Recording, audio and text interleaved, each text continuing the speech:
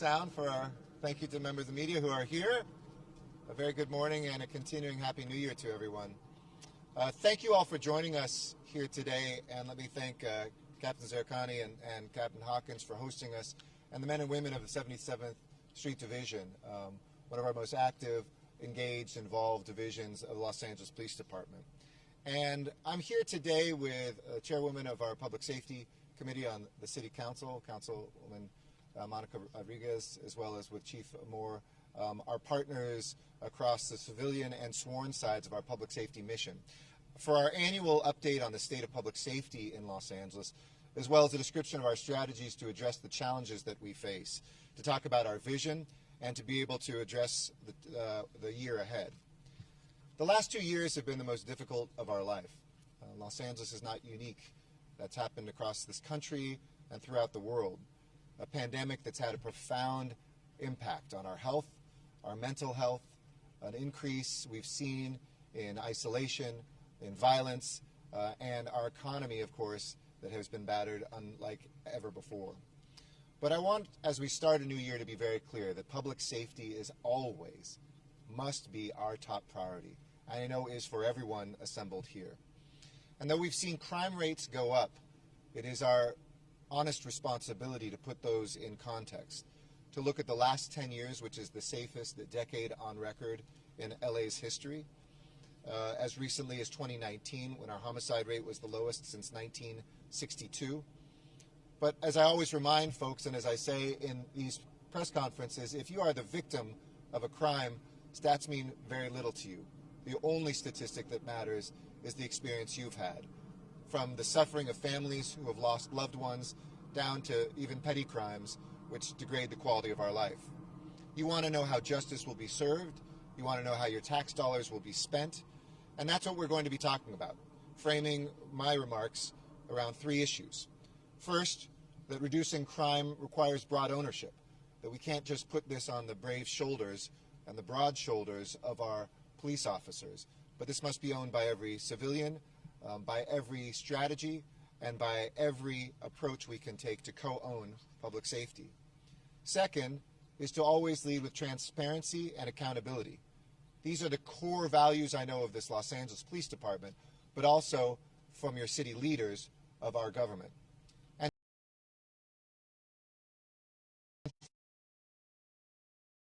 sometimes get us away from the actual human beings, the narratives, the men and women who are behind badges, the interventionists who go out there. We will continue this year to focus on our people, from hiring officers to meet our attrition and to make sure they represent our diverse city.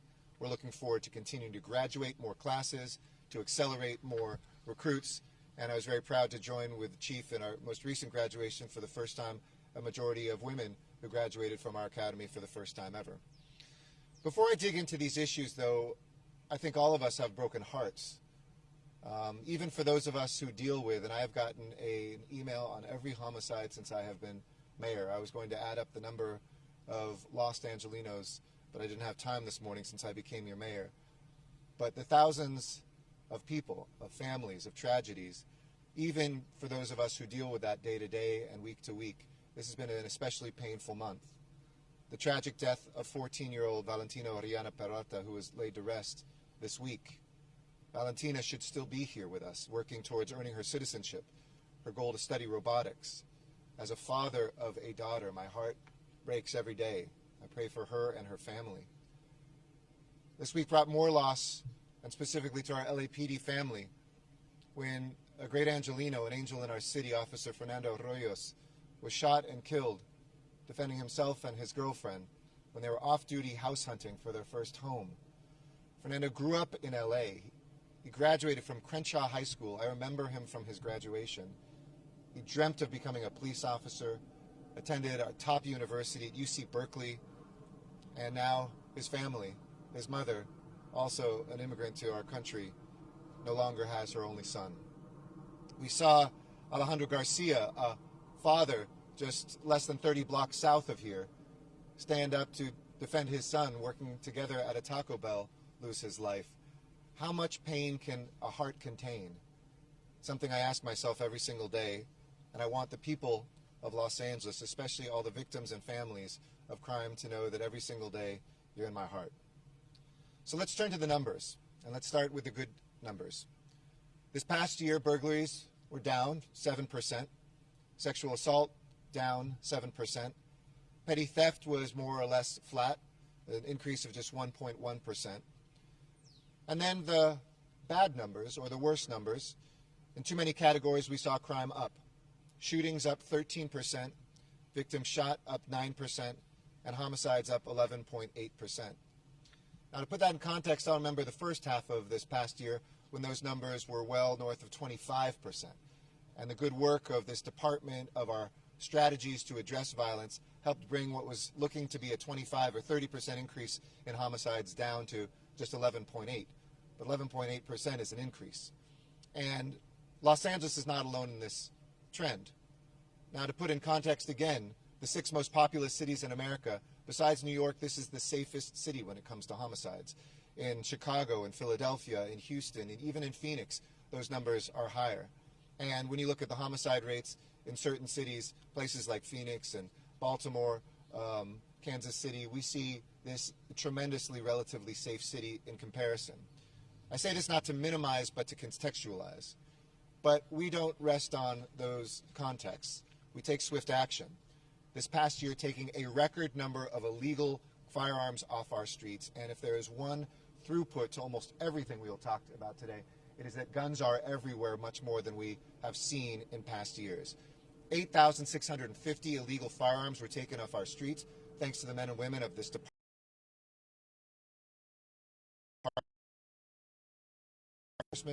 We focused on ghost guns, including a federal task force that we jointly were a part of, doubling the number of ghost guns seized this last year and getting 2,000 of these firearms off the streets in a major win, because these are guns assembled using parts purchased without a background check. They don't have serial numbers, makes them virtually impossible to trace. And following a series of headline-grabbing smash and grabs and follow homes, I want to thank the department. You can see the context in those posters that are there and there of the spike and what has been the dramatic decline, because I think you have a lot of the echo chamber. Sometimes you have conversations 2 or 3 months later like, oh my gosh, isn't it horrible?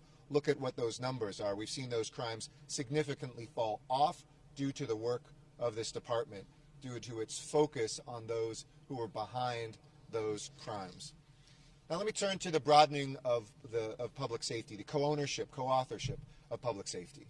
This is certainly at the heart of our gang reduction and youth development, or GRID program, and I want to thank Reggie Zachary, who is here, Reginald Zachary, who directs that for us, and you see some of the interventionists who every single day are as heroic as our officers, rushing to the firefights, rushing to make the peace, and rushing in there to intervene.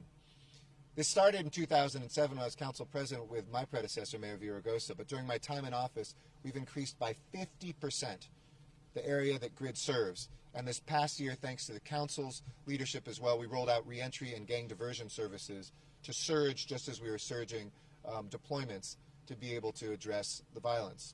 GRID also, in spite of COVID, provided prevention services to over 3,100 Angelenos, case management to 2,700 families most at risk of being victims or perpetrators of violence. And the fact is, when gang interventionists are out there together with our police officers, we get an even better statistical outcome. When the year began, we saw a 214% increase in shooting victims in the GRID zones compared to the previous January. At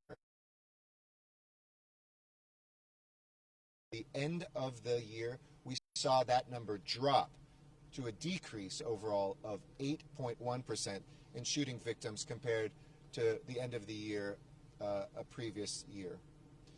A study by researchers at Cal State LA and UCLA found that GRID was responsible for a 41% reduction in gang-related retaliatory homicides and aggravated assaults right here in South LA. So it demonstrates the power of partnerships, the kind of public safety outcomes that they can produce.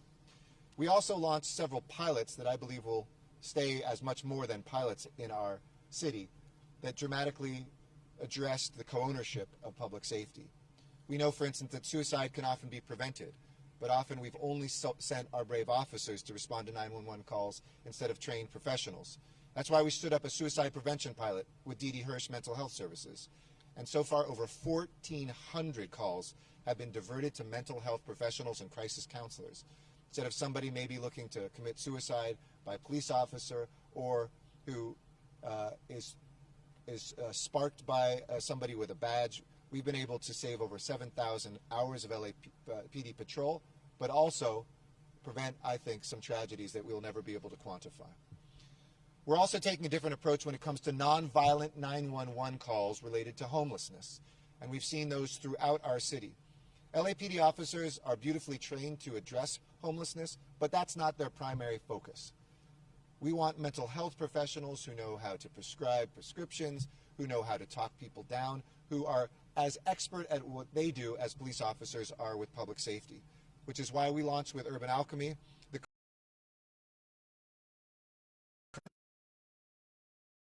engagement, or Circle Pilot, to send trained unarmed professionals out instead. And since last summer's, in the pilots in Hollywood and Venice, and starting from this week, they will be responding directly to 911 calls. A 911 call that would go to a police officer will now go to an interventionist who can go out there and help us deal with mental health issues among unhoused Angelenos. I'm very excited about it.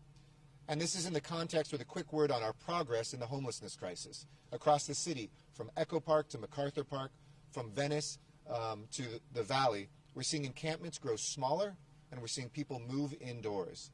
This is real momentum, because one of the other throughputs you'll hear the chief talk about is some of the increases can almost be all accounted for by violence earlier in the year with folks that are unhoused and with gang violence. I'll let him talk more in detail, but we believe if we can address homelessness, we can address crime that affects people who are unhoused as well. Let me finally turn to the last issue that I said: trust, transparency, and accountability. In 2019, we were able to report that officer-involved shootings had been brought down 40% in just 2 years, and over 85% since I became your mayor. In fact, when you did the per capita statistics just over a year ago, we were 96th out of 100 in per capita fatal officer-involved shootings in a city that has violence. This year, as we saw in other cities, we saw that increase. While it's significantly lower than where it has been historically, there was a 37% increase in officer-involved shootings, which mirrors much of the increase in gun violence. The fact that most people in these incidents did not have guns, though, have led us to step back to work with our commission, our council, and our chief to put fresh eyes on what we are doing. I'm focused now on 3 immediate actions to be able to address this. Ensure and expand transparency and accountability so people know how things happen and why they happen. 2, to re-examine the department's use of force policy. And 3, to supplement officer training to address pitfalls, better prepare the field. First, on accountability, I've directed Chief Moore and our police commission to do a full accounting of what happened most recently with the shooting of Valentina on December 23rd. Beyond this event, I've asked the Police Commission as well to instruct the Office of the Inspector General, our independent civilian oversight, to report on the department's record of out-of-policy findings and the disciplinary actions and penalties that were imposed. Quite often, the chief, this department supports discipline. We, as political leaders, looking at the evidence, do as well, but the outcomes aren't there. And I'm interested in how this contrasts with results from the Board of Rights appeal process, so that we can ensure accountability and have a clear understanding of whether the Board of Rights process is fair, just, and representative of the people of Los Angeles.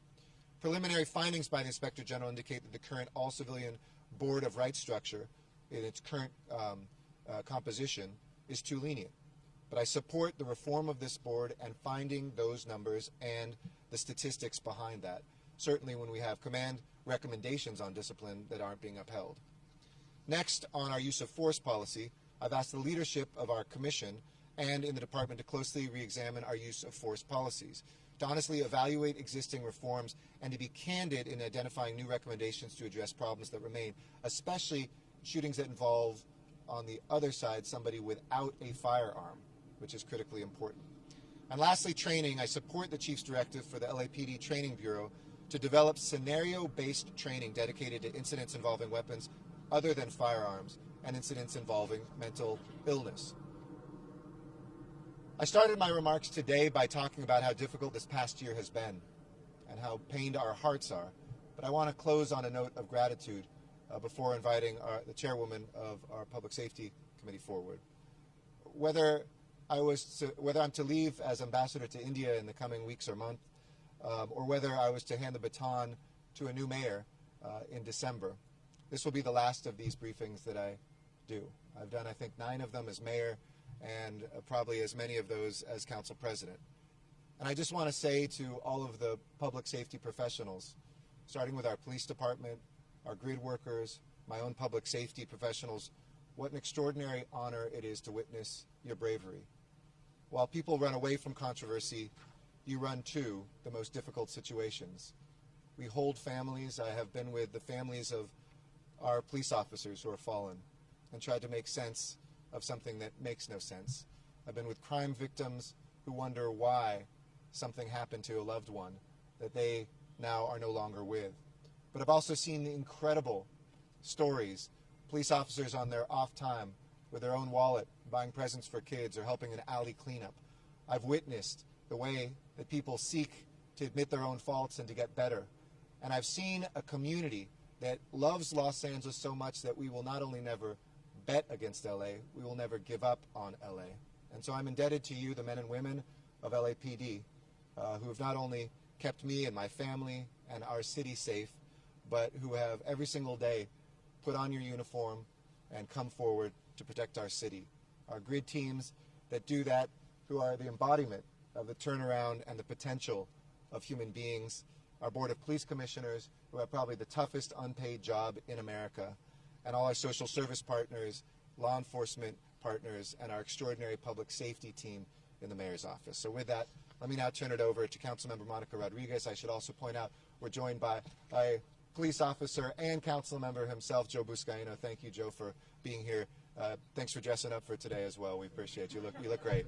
Councilmember Monica Rodriguez chairs our Public Safety Committee. She is so deeply committed to not only addressing crime when it happens, but to preventing it before it happens. Really, she led the way to our first youth development department this year, and her commitment to that as well as enforcement mission is unmatched. Monica? Thank you, Mayor. Thank you, Chief, Commissioner Briggs, for being here. And of course, all of our law enforcement professionals and all of those allies that are here in support of helping to make a safer Los Angeles. We know that these numbers and these statistics are not faceless and are not nameless. And so it's for that reason that this City Council and this Mayor has been committed to helping to make sure that these trends are reversed and very quickly. And that has happened as a result of the deep collaboration that we have developed with members of our law enforcement community, but all of the extended partners of this effort, from our grid intervention workers and to members of our community, as well as members of our business community. Prevention is our most effective tool in helping to combat a number of these crimes. And so what we ask is that we continue to heed the public and call to be collaborators and develop these partnerships that will help assure that we continue to advance progress here in the city of Los Angeles. Because we know that these national trends are also a reflection of the fatigue that many individuals have experienced over the course of this pandemic. And so we are asking for your continued resiliency to help be partners and collaborators along with us. This Los Angeles City Council has continued to advance greater initiatives to help deploy resources that will help to respond to the cries for help that are best suited for that response. From our expansion to alternative response with our mental health efforts, to also assuring that, again, our interventionists are out there working in collaboration to help reduce retaliatory gang violence in our communities. It's for that reason, and given the success of those efforts, that with my office and the mayor's office, we are working on additional expansions and pilots in the areas where we've seen the greatest surges of gun violence and homicides with GRID. And we will continue to examine additional opportunities to invest in these efforts so that we can see greater gains in helping reduce crime in the city of Los Angeles. We recognize that there are also a great number of quality of life issues that have impacted people's feelings of safety in our city. And it's why the City Council will continue to invest additional resources after having been impacted devastatingly by this pandemic in this budget.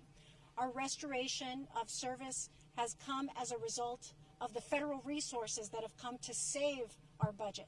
And we will continue to deploy these critical resources to help expand both our law enforcement resources, but also the extended support services that will help to achieve greater public safety outcomes here in the city of Los Angeles.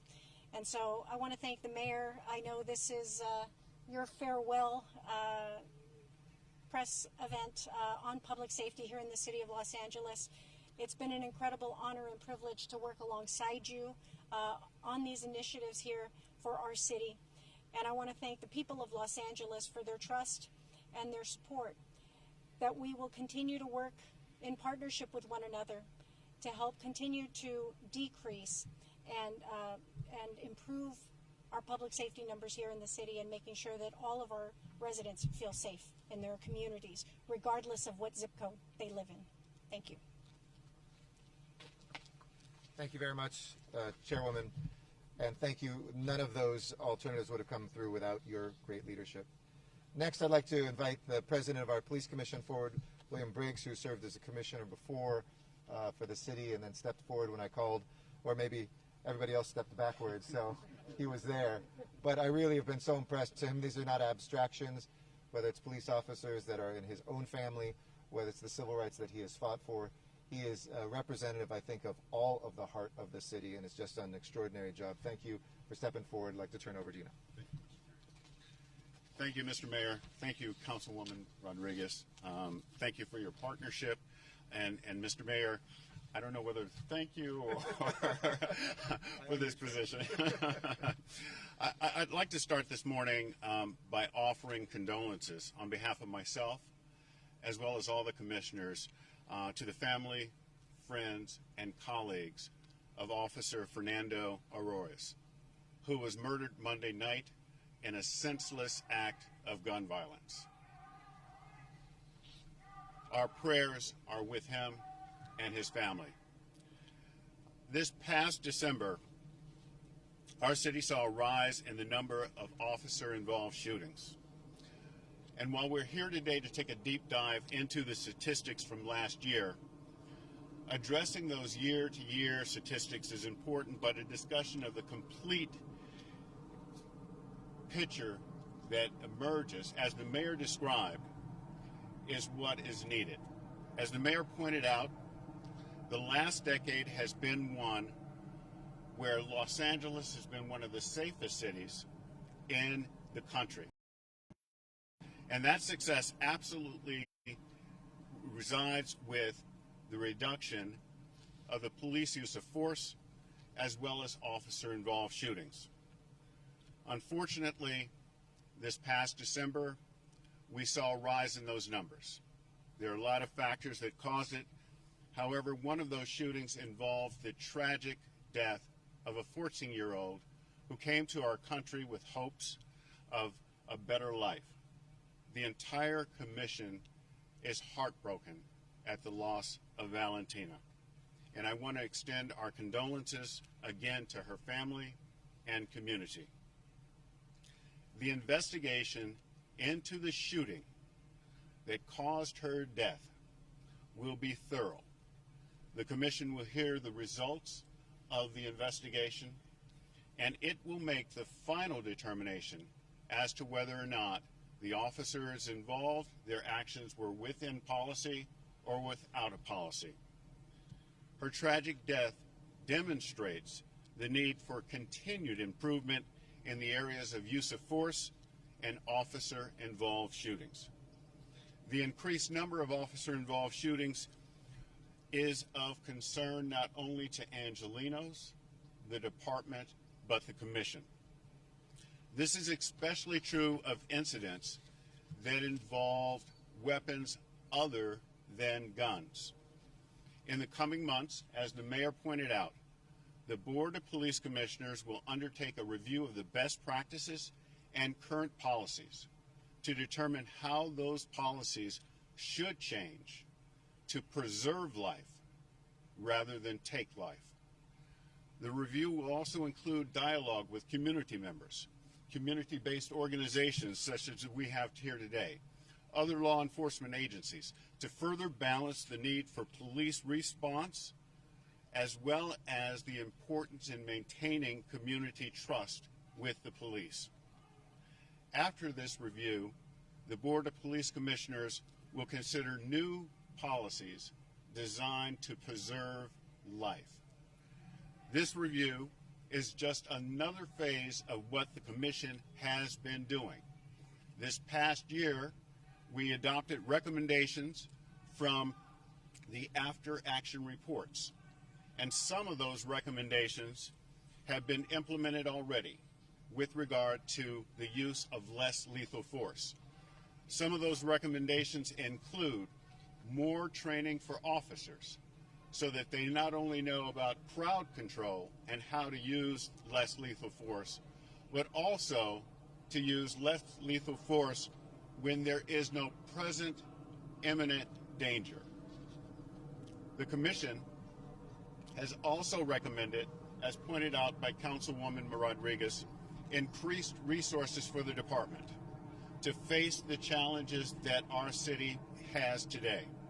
Some of the additional requested resources are for an expansion of the Community Safety Partnership Bureau, as well as more beat patrols throughout the city to ensure public safety.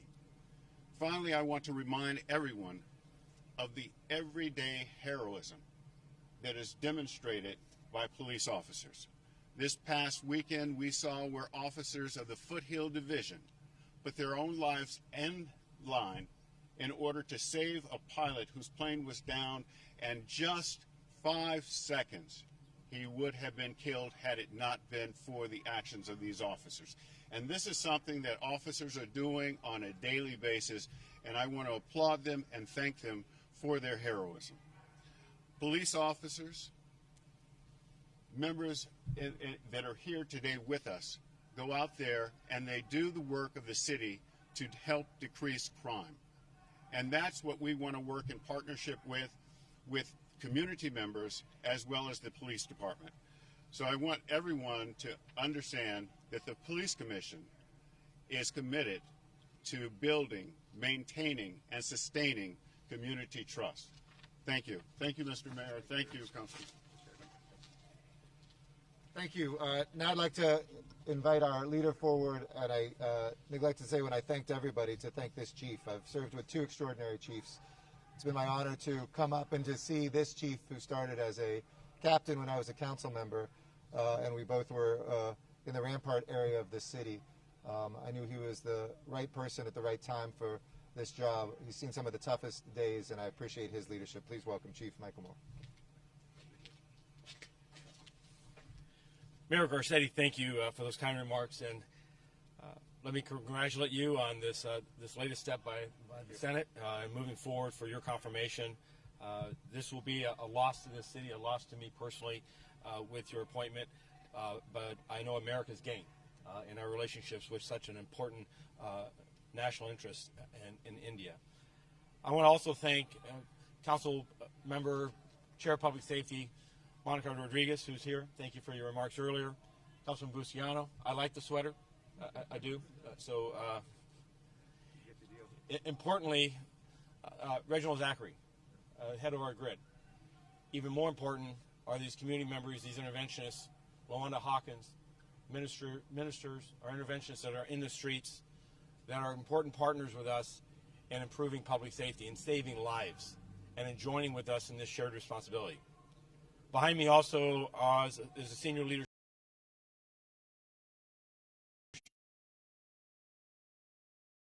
and us actually going about and leading this organization and executing the strategies that you'll hear a lot of overlap of remarks regarding my remarks, the mayor's remarks, Chair of Public Safety's remarks, because this is a city that's united and is moving forward. But these men and women that are behind me are the ones that go out and marshal the resources of this department to actually achieve that.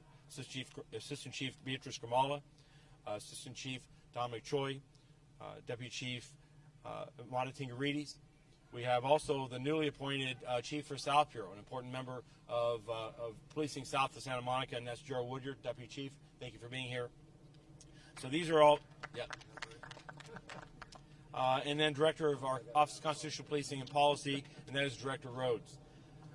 This team works together in looking each day to how do we address the challenges of policing the second largest city in America.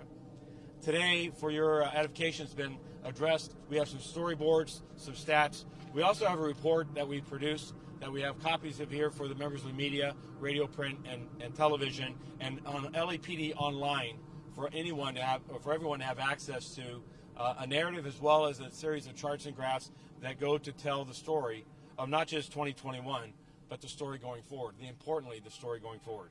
In that report, we'll talk about our commitment to community policing and its initiatives.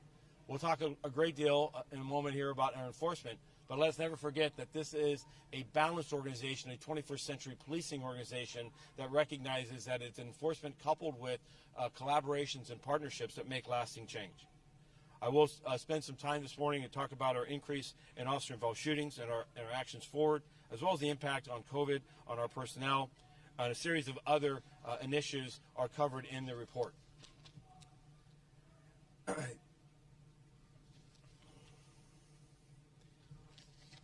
In talking about the challenges of 2021, striking is the shooting violence that we've had with 1,459 shooting victims. That number increased from a year earlier of 1,337 that's been depicted on these charts and is the highest since 2008. We also saw an increase in the number of homicides, again, the second year in a row, and the highest since 2007, which had 395. So these substantial increases that have occurred in shooting violence, when we looked at the drivers of that, we see that 54% of our of our homicides are related to gang violence, to individuals that are either suspects or victims of this violence and the loss of life. That's an increase of 30 additional homicide victims from just a year earlier. And we look over a 2-year period, it's an increase of 90 additional homicide victims. On persons experiencing homelessness, an issue that this city, county, and really this entire nation has grappled with. Those persons experiencing homelessness saw an increase in victims of homicides as well, of 22%. That increase is 22 additional lives, persons experiencing homelessness who lost their life to a homicide in the city this last year. There's 88 of those individuals. That makes up when you look at the increase between last year and this year, it's entirely made up of those two categories. It makes up 8 out of 10 of our homicide victims, which is why it's so critically important that as we look forward for public safety, that we recognize the public health emergency and the public safety emergency that both of these areas represent. And our solutions have to also be as complicated as the underlying factors that have resulted in these two groups having such a high representation in our violence. Our focus this last year has been to shift our resources on this violent crime, particularly shooting violence and robberies, particularly robberies in the second half of the year, where we saw the increase in their representation of the number of robberies involving a firearm. We have a chart dedicated to those numbers and to that reality. And our homicide arrests with those added resources increased 37%. 429 homicide arrests last year. That's a 47% increase from 2 years ago. Our clearance rate, an important and critical element of public trust, is that law enforcement assigns resources to investigate and solve these crimes as some small measure of justice for the survivors and the families of these victims, increased from 56% to 66%. A study, a Marshall report came out this morning talking about the overall decrease in clearance rates across American policing for homicides, where the national level in 2020 fell well below 50%. Major cities in some areas solved as few as 2 out of 10 homicides. This past year, we focused our smaller workforce on violence and shooting violence and homicide investigations. I'm proud of the work of both the community as well as our investigators in going out and solving that as a small measure of trying to provide some justice and accountability. Gun arrests increased by 70%. And specifically important in that area is the recovery of ghost guns. As the mayor indicated, nearly 2,000. When we look at the year-to-year change of gun recoveries, you'll see that it is a record high and entirely or nearly entirely made up of these guns that are being manufactured in garages and sheds and backyards by individuals for the sole purpose of greed, the sole purpose to sell those weapons to individuals who are prohibited from having a firearm because of their dangerous and violent past. And I believe that is a major driver of the violence that we see. Additionally, the second half of our year, we put uniform investigative resources as a direct result of the mayor and the council, including Council Chair of Public Safety, on added police resources, on restoration of hiring that allowed us to deploy added deployments of footbeats, of our mounted unit, of our visible presence, as well as investigative resources to address follow-home robberies, smash and grab instances. The violent crime task force that was put in place by augmenting resources on an overtime basis resulted in a reduction of 80 fewer shooting victims. That's a 17% reduction. South Bureau was the largest benefactor with 8 fewer homicides and 314 fewer violent crimes. This follow-home task force resulted in 3 murder arrests and 11 arrests for robbery. We sharply impacted this brazen and disturbing trend that we saw where people were targeted for high-end jewelry and other high-end valuables. The ghost gun focus, in partnership with the FBI and particularly the ATF, disrupted 4 major operations, recovered three three-dimensional printers that were responsible for manufacturing hundreds of guns and disrupting the supply. Our work going forward is to amplify and deepen our resolve of making a change in the proliferation of ghost guns in the city. So I've talked a great deal about our enforcement efforts and the results to counter shooting violence and to impact public safety. But the critical aspect of that, and where this is a 21st century policing that will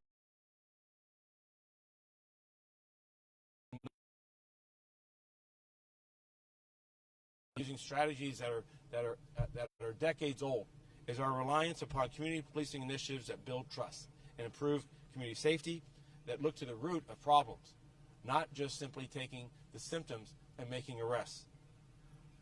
The second year in a row, I'm proud of the work of Community Safety Partnership Bureau and the work of under leadership of Chief Amata Tingarides, who's here today. 5 of those 10 sites saw the second year in a row where homicides were decreased.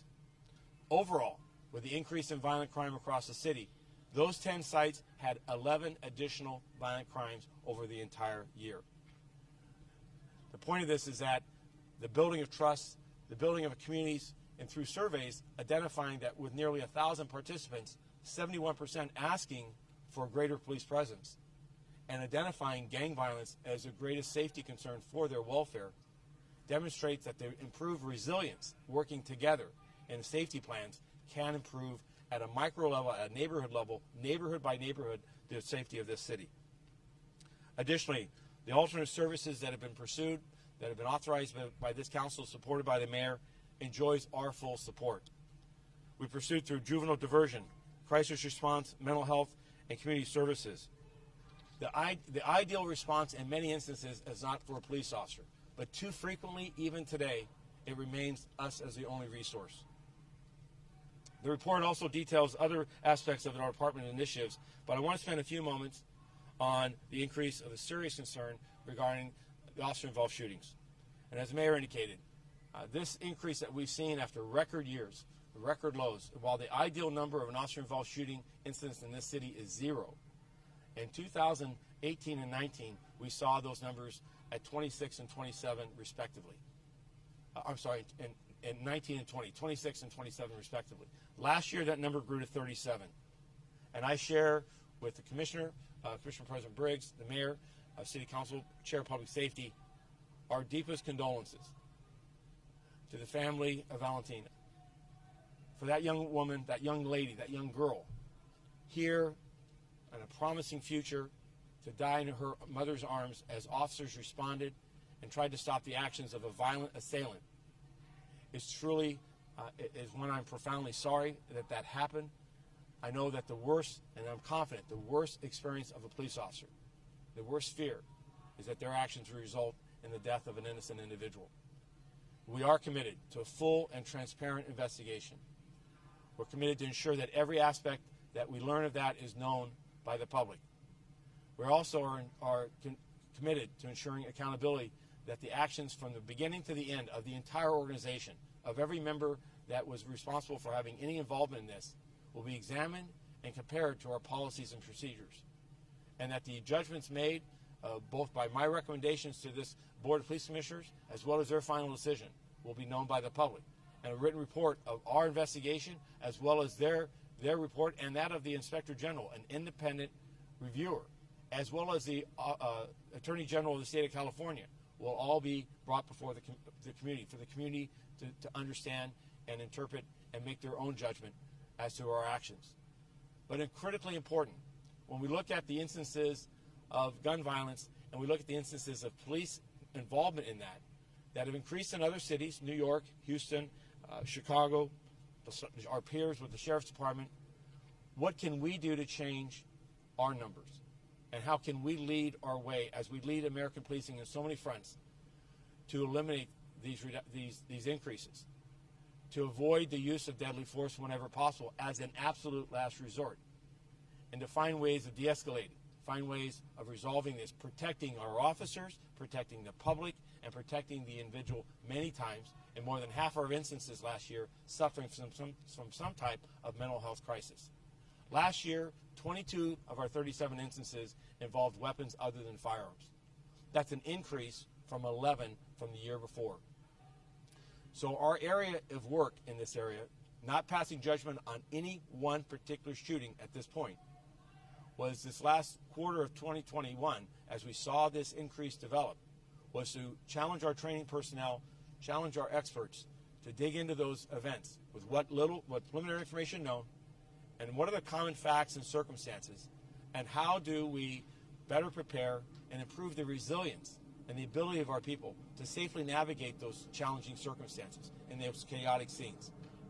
What has come from that is both the acknowledgement and the commitment to looking at our policies and procedures and trainings and the tools that our people have. Are they sufficient, and how can they be improved? But also critically important is ongoing training and the education of our people to build their resilience, to build their ability to recognize imminent peril, and to build their ability to de-escalate and find alternatives. That is only done through the commitment of added training and scenario-based training that gives them life experience to see situations that are terrifying, that are putting them at risk, that are putting them in peril, to find ways to rely upon those techniques, to rely upon those tools, and to work as a team to safely resolve it.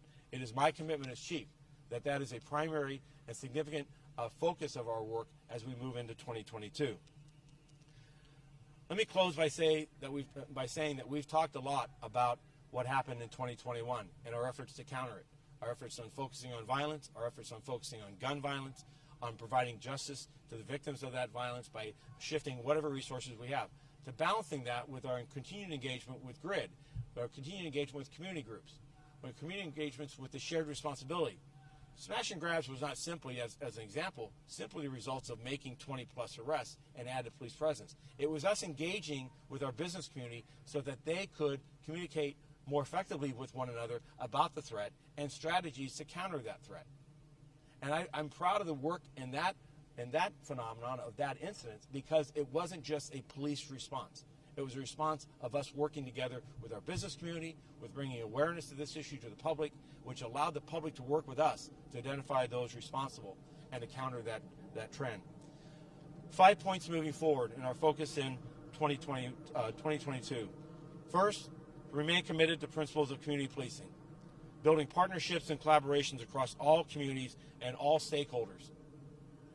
This is a co-authored event. This is an opportunity for Los Angeles to demonstrate that the progress going forward is on all of us, is on all of our watch and all of our responsibilities. To focus enforcement on chronic offenders and the possession and the suppliers of guns.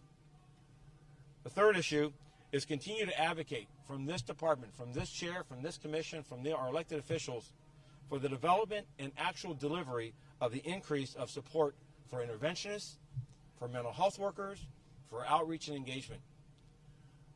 We talk about the need for public safety. We need to get those resources working around the clock and present across all of our communities.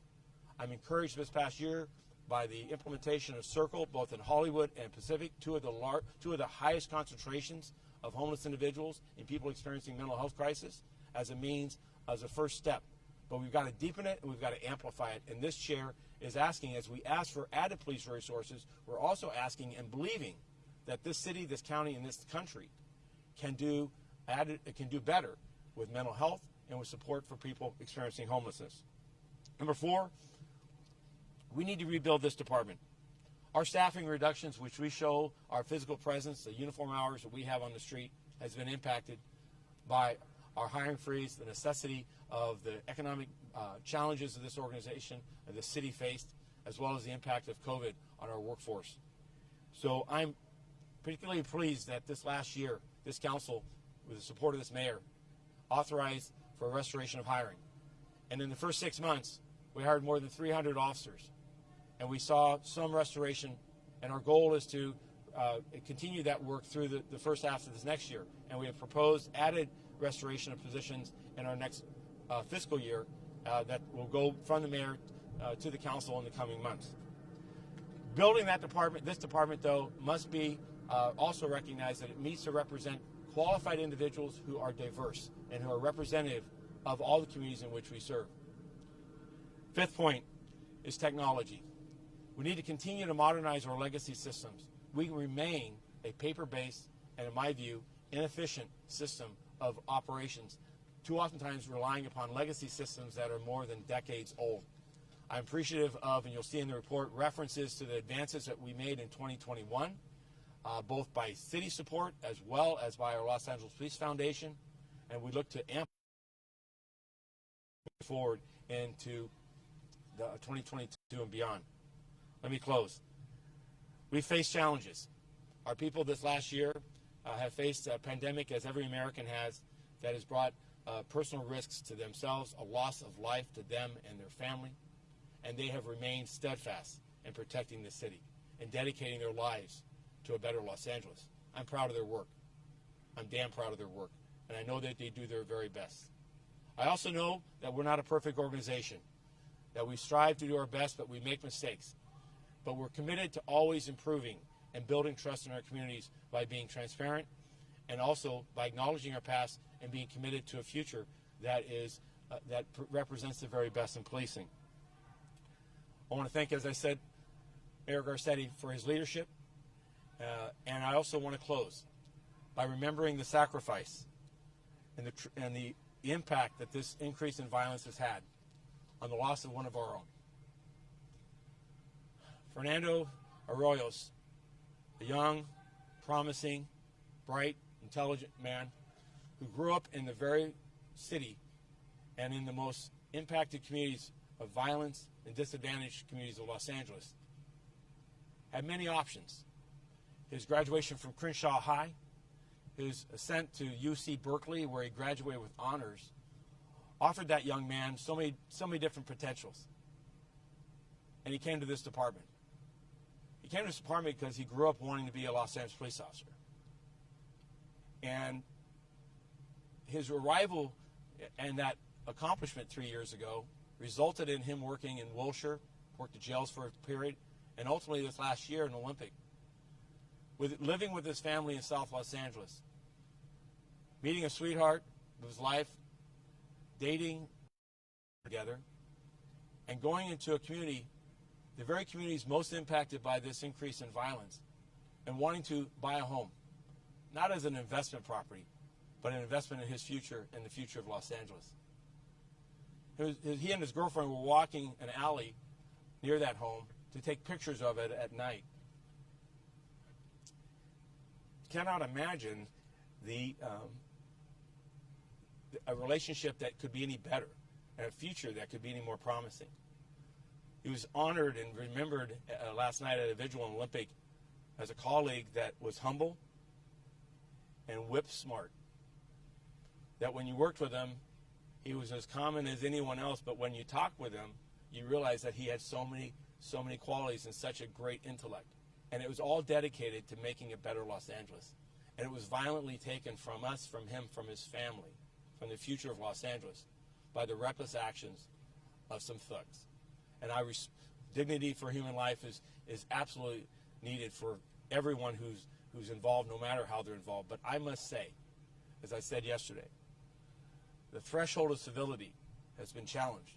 And what in the past would have been perhaps a simple robbery and maybe a taking of a chain or other property with bodily force involved individuals willing to shoot and kill an individual in such a simple and just careless manner. I grieve his loss. This department grieves his loss. And we'll use it, we'll look to it for inspiration for how he led as a police officer. And we will remember him, and we will serve going forward in recognizing that sacrifice. Thank you, and I'll return this to Mayor Garcetti and take any questions that are relevant to the department. Thank you. Thank you, Chief. Finally, I'd like to ask Deputy Chief Amada Tingrides to come forward. No, you're not going to. You're available for questions. All right, just that order, speakers. I know there's also Spanish that some folks would like to have, so indulge me with that, and then we will take questions. Thank you, everybody, for your patience. Muy buenos días a todos, y gracias a la División 77 por su hospitalidad. El jefe de policía Moore y yo estamos aquí con líderes como Marco Rodríguez y los líderes de la Comisión de Policía para compartir los números de crimen del año pasado. Hablaré de nuestro trabajo para mantener a nuestra ciudad segura y hablar de lo que viene. La buena noticia es que el robo en la ciudad ha bajado 7.1% y la agresión sexual también ha bajado un 6.6%. Pero en muchas otras categorías el crimen ha subido. Los tiroteos han subido un 13.1%. Los homicidios han aumentado por 11.8%.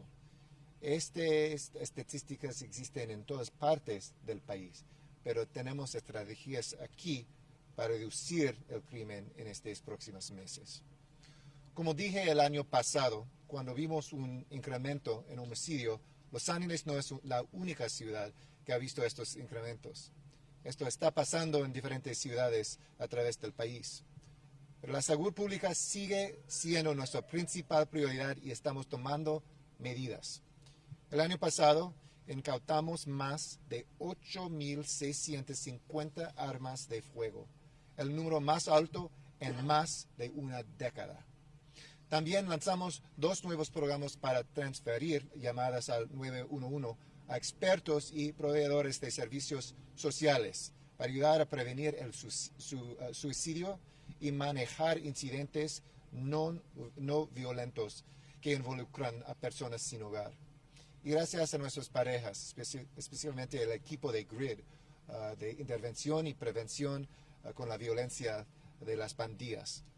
Mirando hacia el futuro, estamos enfocados en asegurar y expandir la transparencia y responsabilidad, reexaminar la política de uso de fuerza del departamento y mejorar el entrenamiento para preparar a los oficiales.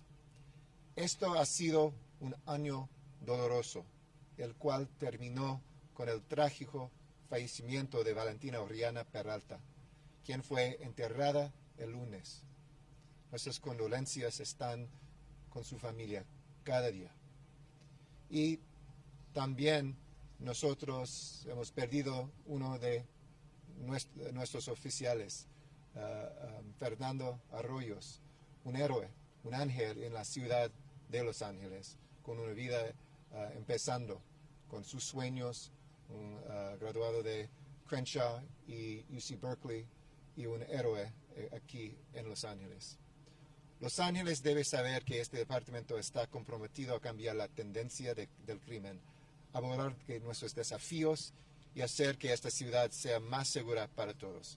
Muchísimas gracias. And with that, happy to have myself, Chief, Council Member, anybody answer questions. Good morning.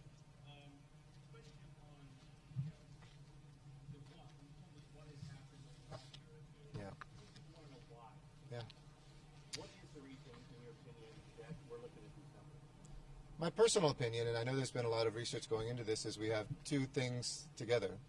The trauma of the past 2 years and the mental health crisis that came out of this pandemic, and two, that we have a lot more guns that are out there.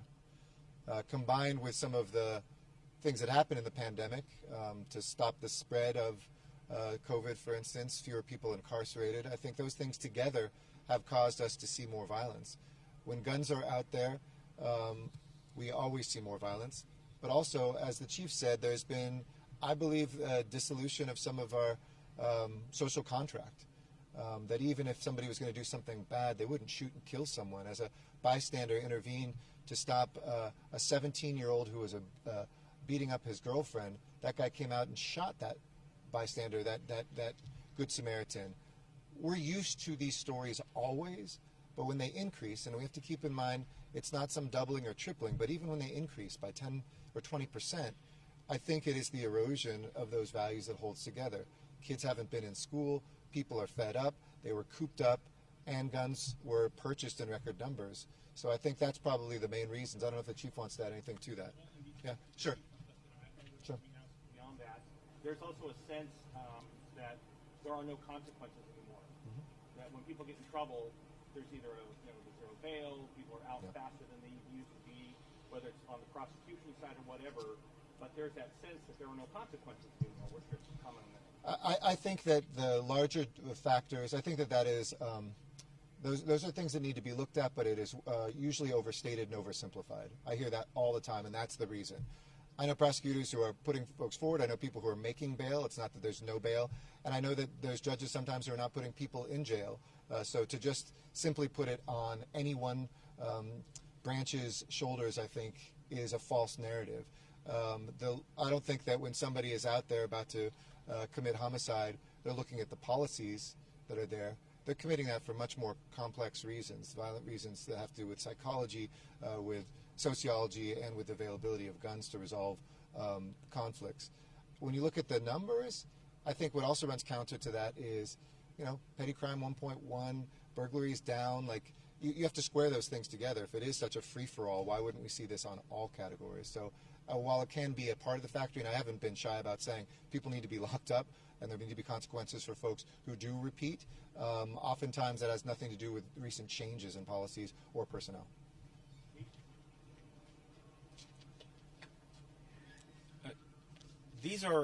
This increase is a complex set of scenarios, and I think the mayor identified it.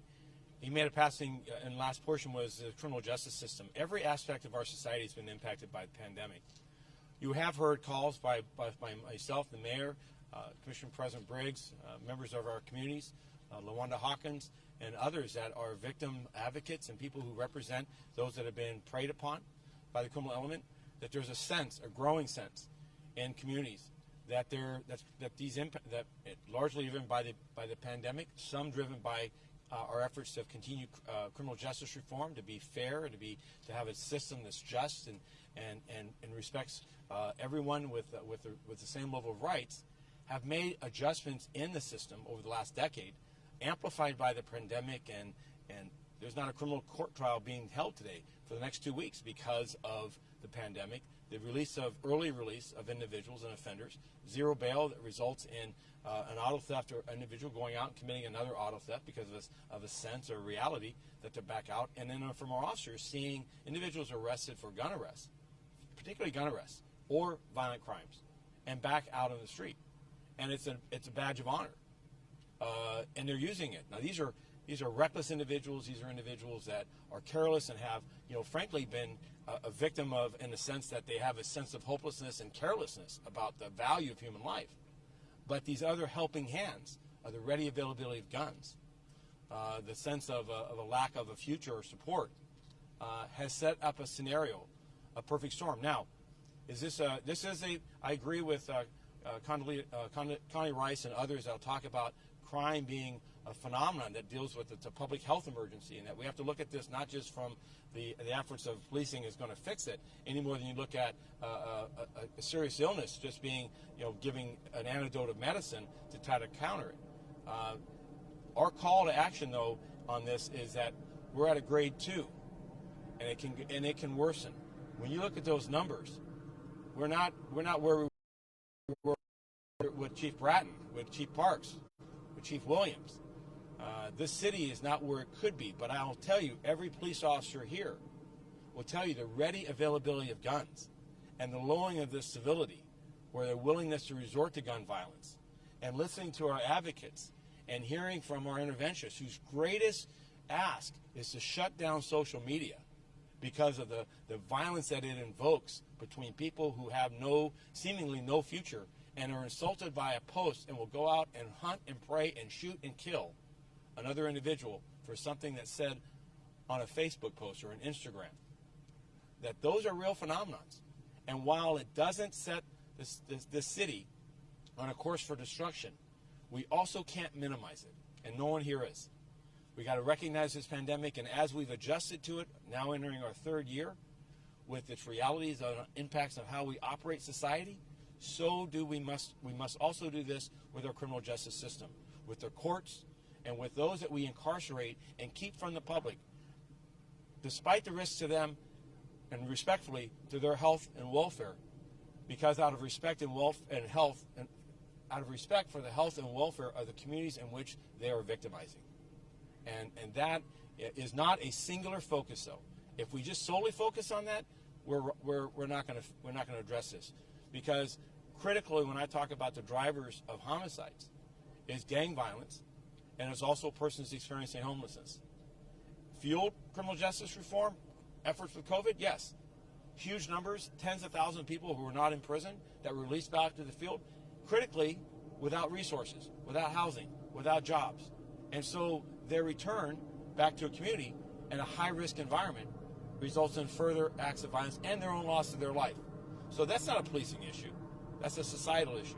Mental health, the attacks on individuals, innocent individuals standing at a bus stop or walking down the street by individuals experiencing mental health crisis, some of those involving the police and us having to try to resolve it, but many times finding that they've come into the society's view and a mental health system that's absolutely broken. There's not a mental health urgent care resource within 10 miles of this location that's open beyond the business hours, respecting holidays, of course. And that is wrong. And so we can change those. We got to call them out. I appreciate the Commissioner Briggs and the Commission's leadership that advocates for building this organization so that we can build on trust, we can build on encounters, we can build on community safety partnership. We can demonstrate that cops count and that when they work with communities, the community's confidence in us improves. But simultaneously, if we just continue down that road, which is the road that we were 20 or 30 years ago, we'll continue to see the inadequacies of the solution because we will not address the true and glaring issue of the social injustices that exist in mental health and in the welfare of these most disadvantaged communities. Short answer. Yes. And I know ideally you don't want any OIS. That's correct. Understand that. Given the reality of our population and the crime rate, is there a model out there that says how many OISs you should have for a population of Los Angeles? And are you in proportion or out of proportion with the community and the number of calls? As the mayor indicated, the last look at this had us 96th out of 100 per capita. This is a city of 4 million. The ideal number is 0. I believe the success of American policing is not benchmarking and saying, well, we're better than the sheriff's department, or we outpace Houston or Chicago. We don't grade on a curve here in Los Angeles. Reverence for human life, use of force is an absolute last resort, the techniques, the policy, the adherence, the accountability, the expectation of our people. This is a profession that I think is unmatched as far as what we ask policing to do in these miresome situations of challenges where has failed, and an officer is going to come in and fix it. And by the way, they fix it tens of thousands, hundreds of thousands of times. They resolve it safely. But we've seen this number, and I'm a process person. I believe that in that increase and seeing and pulling it apart, that there's opportunities to make incremental changes. whether it be policy, procedures, training, accountability, but each of those offer an opportunity. And if we can avoid one, that becomes avoiding two, that becomes avoiding three, then that's how we get these numbers reduced. When we look at officer-involved shootings across this city, across the decades, 37 is still well below the 47 or 44 we had in 2017. But the commitment of this organization, the leadership of Mayor Garcetti, support of this council, as well as the leadership of the commission, called for us to reduce in the last 5 years the number of officer-involved shootings, and called for us to do it in a thoughtful and a reflective manner that protected our people, protected the public, and protected people engaged in very reckless and dangerous activities. And we achieved great results. This last year, those numbers were challenged. And the results, as we saw with the tragic death of Valentina, challenges all of us to do better. And our commitment is to do just that.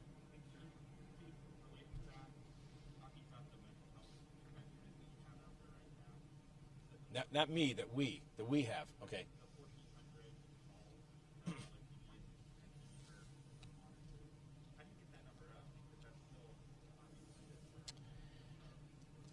Well, okay.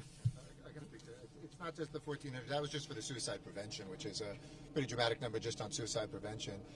I'll get you numbers. I don't have them here, but I think some of my people do, on what the Circle interventionists have done. Those are folks who are addressing, I know they've done 35,000 welfare checks, but those haven't all come out of 911 calls.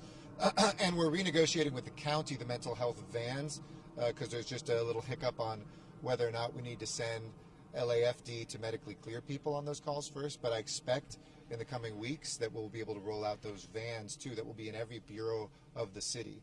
So we don't have any for those yet, but I know we're well above that. And if we can show the success of the Circle teams, I think we can deploy more of those. The whole idea with the pilots in Venice and Hollywood is to find the resource and to put more into that.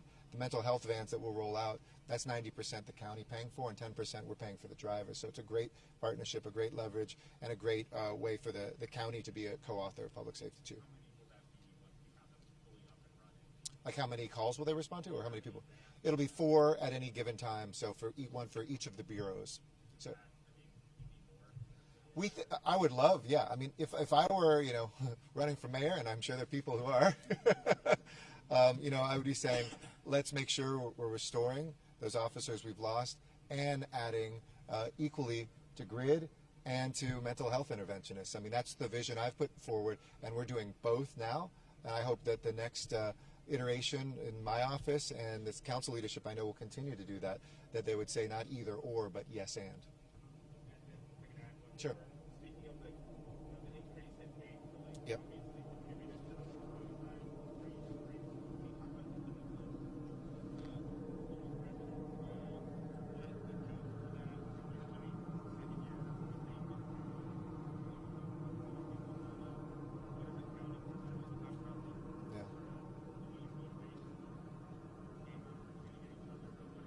Sure.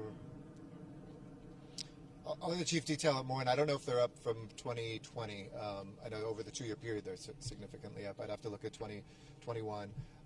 It's complex because people who are unhoused are complex, but oftentimes it is around drugs. There are gangs who are sometimes even gang members who are unhoused, who are embedded in some of our toughest encampments, which is why we've had such a focus.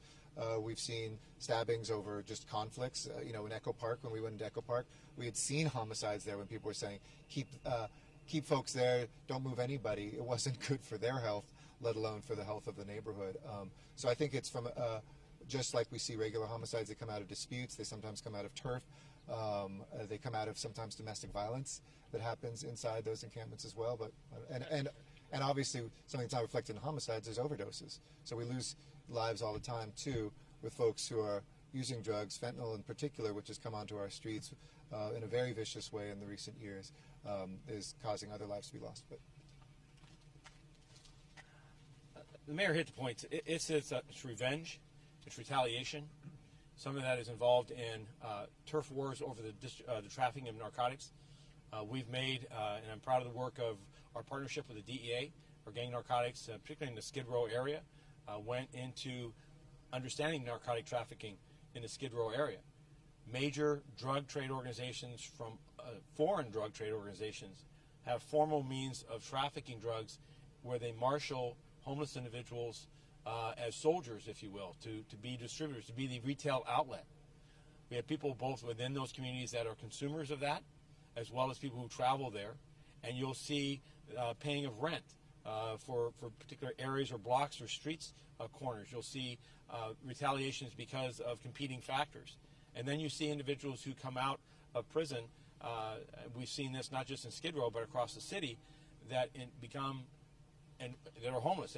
They tell CDCR when they leave that they have no home, and somehow that's acceptable. And they end up in an encampment alongside a riverbank or some community. They have no resources, they have no jobs, and they're back to finding a means of existence. And many times these are individuals that have been long-time incarcerations or repeatedly incarcerated who have been involved in drug trafficking in the past.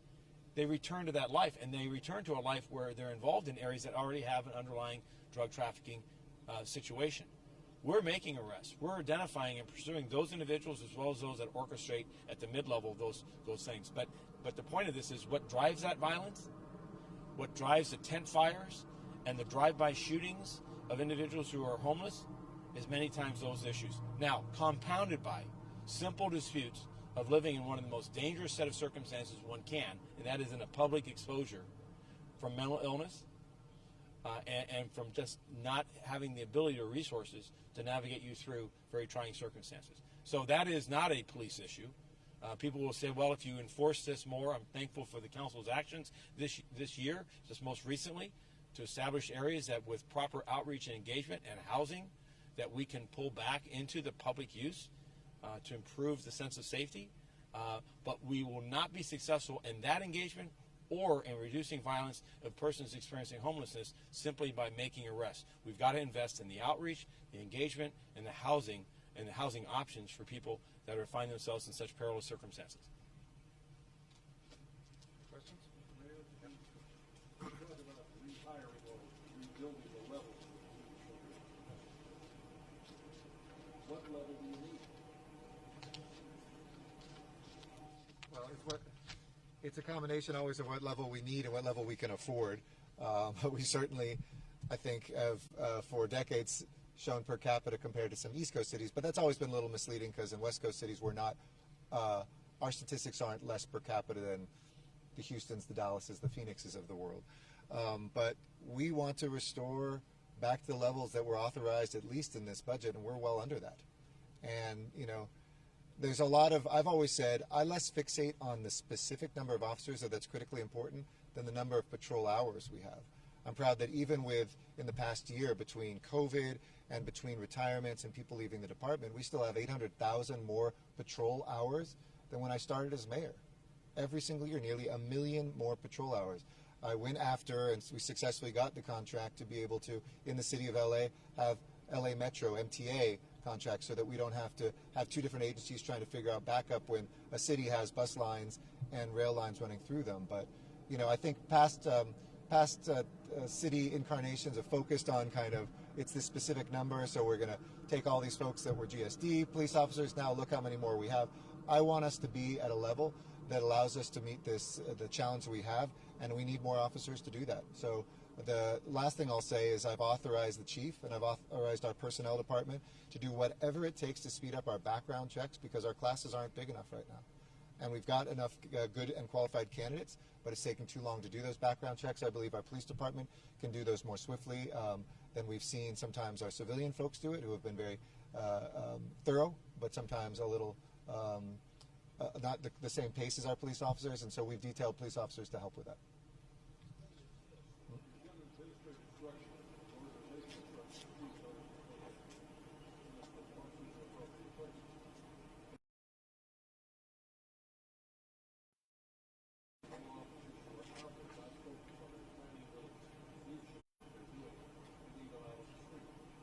Correct.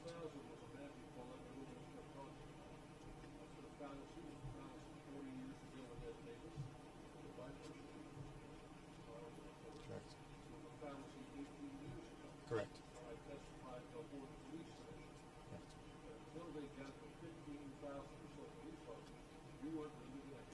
Well, but look, and I respect that, and I agree about numbers. I've always gone after numbers, both as a council member and as mayor. But if you can tell me a police officer is going to spend 3 hours on a report or 3 minutes on a report because of the technology, that's the equivalent of hiring perhaps 50% more coverage out there because you're spending most of your day on paperwork. So it's not always just the numbers. It's the technology and it's the deployment as well. You know, this has always been a great subject of debate. We need policing and a sufficient number of officers so that they have time to work in our communities and build relationships. It's that simple. What is that number? It's not the number we have now. Today, we have the average routine response time to a routine call is an hour. I don't know. I live in this city. An hour is not satisfactory. If I've got enough reason to call the police and we screen 2 out of 3 calls we don't respond to, we find alternatives or we say this is not a police matter. So if it's enough to make a routine call, which is the majority of our calls, and it takes on average an hour to get there, I don't have enough cops. Now the reality of that's not the sole measure. By the way, it takes about 25 minutes to go to an urgent call. That's an urgent call where you do nothing else but go there because somebody has just been a victim of a serious crime. There potentially is an offender nearby, and we need policing there. We need them there post-haste. And then, of course, emergency calls. We well are under our city goal of 7 minutes. We're at about 6 minutes. But the point here is that that's just one measure, Pete, and that's the wrong measure if that was the only measure. Because just simply responding to calls, we're not a fire department. If all we do is respond to calls after a crime's occurred, after something's been reported, that's not prevention. What we need is the 40% of our workforce time on self-directed community engagement, problem solving, building collaborations, building relationships, building understanding, and being understood. The benefit of CSPB, the benefit of those 10 sites, and every officer who is there, and 71% of the residents who are asking for more, even more of them, will say, I have a luxury the vast majority of this organization doesn't. I get to spend time in my communities, I get to build relationships, I get to build trust, and I get to be a problem solver by not me fixing the problem, but by me identifying other responsible parties that can come forward and resolve. That is a department of the 21st century. It's a department that we were closer to prior to this pandemic and prior to the fall, the free fall that was needed to cover a budget shortfall of some 90% of revenue. We're now building back, and we're augmenting it through this council's support and the mayor on an overtime basis. But those are short-term measures. We've got to rebuild and strengthen so that the measure of trust is the size of the department. And when the size of the department improves the measure of trust, and then also, I love the pundits who will say that more police does not improve public safety. Yet we say with GRID, we say with CSP, that when you have officers working with communities and work together, we see a safer community. And I'll close by saying there's 2 studies on this. I love to work studies against studies.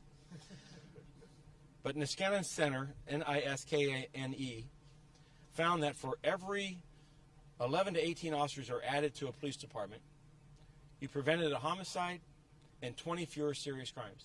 So you prevented crime by adding that small measure of investment. That study was over 40 years and involved 248 large cities. It's augmented by John Jay and Rutgers, respected institutions that looked at Newark PD back in 2010, who laid off 13% of its workforce because of an economic crisis. They saw an increase progressively over time of violent and property crime. In contrast to Jersey City, not exactly Los Angeles in its description, but they maintained their staffing and they didn't see an increase. Now, I'm not here to fight study against study, but I know cops count. And we've shown that this year, and we're going to show it going forward. When we ask about the future, I'm thankful for this commission that's supportive of rebuilding, and this council who's committed as well as resources allow, because I know that public safety remains the primary objective of everyone in the city for the safer Los Angeles. And I think we're going to call this, Stacey, one more? Yeah. You got it. Very quick question, Mayor. I took you on the spot at a press conference with Chief Terrazas. Yeah. So since you're on your way out, what's your letter grade for Chief Moore? I have been proud to see, I think Chief Moore knows he's mostly been a straight A student while he's been an LAPD officer. It's probably one of the marks against him from his peers is that this guy's always prepared. As I can say this on the way out, you know that he's not going to be the most succinct speaker. You know, you're going to get a good 20 to 30 minute answer to any good question. I kind of fall in that camp, but he even inspires me. But yeah, exactly. I would say, given the circumstances that we're in, he who would not take a grade by himself. I've seen the heroism, I have seen the stress, I have seen the moments he's put forward, and I would certainly give him an A. But I also know that Chief Moore is somebody, I would give this department and these interventionists A's as well for the work that they have done in the toughest of moments. Grades are on a curve. And if in these years you can step up and show up and continue to serve with the sort of commitment I've witnessed from him and the men and women he leads, I can leave this job satisfied that they left everything on the court. Thank you. You bet. Thank you all. That'll conclude this press conference. Here's your final grade.